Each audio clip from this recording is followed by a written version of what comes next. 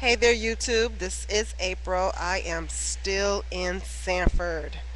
Okay, so I'm going to stop saying trapped in Sanford. I'm in Sanford.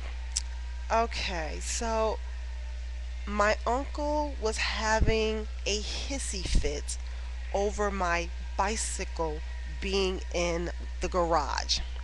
Well, you ain't riding it. What is it for? I said I have to get something fixed on it and then I will be riding it. Well, you need to let me take it over to the store then. Let me take it over to the store. He has this store. No, I already lost my car and lost all this other stuff. I don't want it that far away.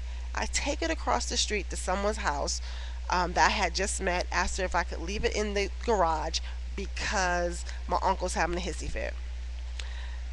So I just got hired seasonal at Walmart. And so, because of how the buses run out here, I need to make sure I have my bike. She let somebody borrow it, and the person got it stolen. Then, this is the short version. Then, she is saying that we're texting. So she's saying that she doesn't have anything to do with it. She's going to let the boy, the little boy that got it stolen, let him handle it. So, but I left it in your care. So this is your responsibility. So I was at orientation at Walmart, got on break, called her up. She's yelling and she's cursing. I'm saying to her, "What are you upset about? I'm the one that had my bike stolen." And she's doing that um, fast talk, trying to be slick, nigga type move where she's trying to be manipulative and be loud, like she's going to convince me that it's not her fault. She didn't get my permission. I didn't know anything about it until after the fact. And now you're going to try to make it seem like it's all his fault. He needs to apologize. He needs to pay for it. And something about how he's going to give me $40 for it. I said, no, that bike cost hundreds of dollars. And then she's saying, well, it wasn't even working. Then if it wasn't working, how did he ride it away to wherever and it got stolen? And then she was saying, your uncle found it in the garbage. I said, I bought that bike with me from Los Angeles. It's not like I can't get the receipt. And she's quiet again. And so I ended up hanging up the phone, or she hung up on me. Then she called me back, and I'm asking her, and I'm saying to her, stop trying to act like you some type of slick nigga. I mean, this is your fault. I left it with you. So she want to be loud and want to talk over me. So all of you know people like that. They're never wrong. They're never going to take responsibility for anything, but they always doing something. And so I don't know if she thought she was going to shout me down or intimidate me. I ended the conversation on the telephone. Ended up texting her.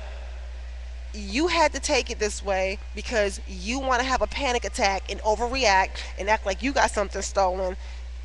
And now I'm gonna take you to small claims court. So then she's like, well, his parents have been advised. His parents have been advised. He's 20. Now I'm finding out he's 20 years old. So I'm like, I'm not dealing with no kid. Where's his parents? I'm not dealing with a kid. And, and then something about her brother is a lawyer. Some crap. Um, and then she's texting me and saying, well, real women don't text. Okay, well, if I'm not a real woman, you're not one either because you keep texting me. And then she texted me again. So I said, why are you still texting me?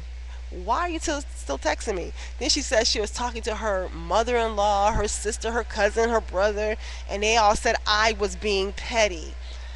And so I reread that text this morning, and that's when I realized what it said. She was saying they're talking about my bike being stolen that was in her property, and I guess if I want to take it to small claims court, I'm being petty.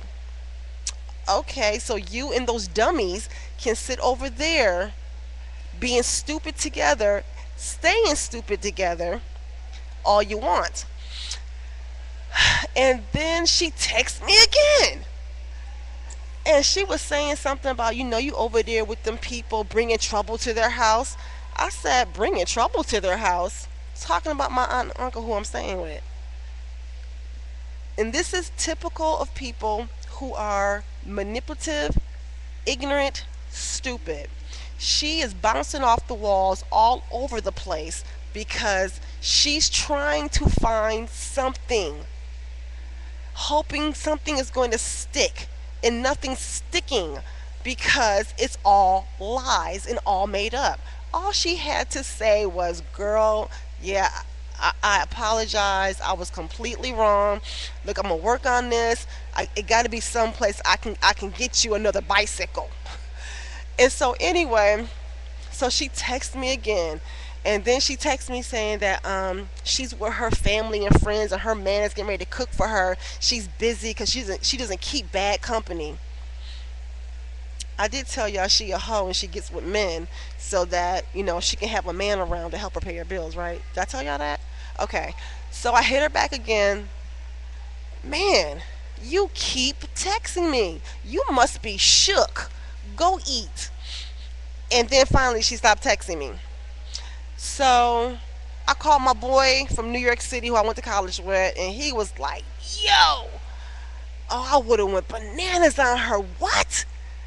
It's her fault?" And she tried to make it seem like it's your fault. And then I just broke it down to him with the type of people that I tend to meet. And he was like, "Oh, you need to call the cops. You need to call the cops." And I was thinking about it, and he's right. I do need to call the cops because a report does need to be made. I mean, that never crossed anybody's mind on that end. No, because they're too busy not wanting to take responsibility for anything and so busy trying to be slick.